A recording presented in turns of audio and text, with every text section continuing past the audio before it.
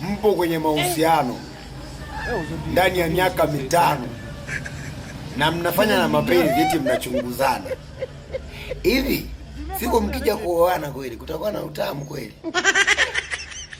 Hey. Sawa.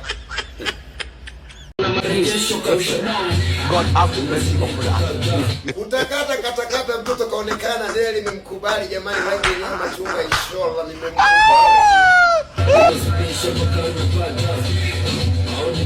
Wivu ni msingi katika mahusiano baba, kama uone wivu basi yule ndugu yako basi anakudangia. Dada upo wenyewe? Nipo.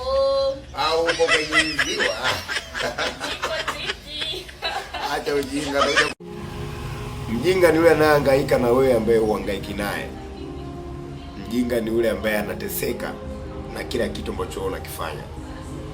Huyo ndo mjinga.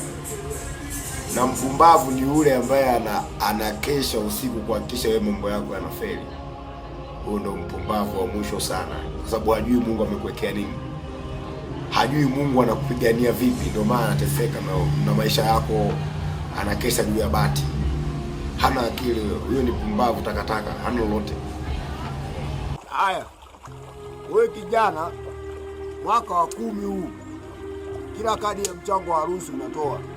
Kila mchango wa nini unatoa, sendofu unatoa. Wewe unaurudia tu sherehe za watu, harusi za watu. Haya baba, wewe utaoa lini? Utaoa lini? Tutakuchangia lini? Kila sherehe tutakuchangia lini? Tafuta mwanamke anayekuelewa. Acha kuchezea watoto wa watu, pumbavu wewe.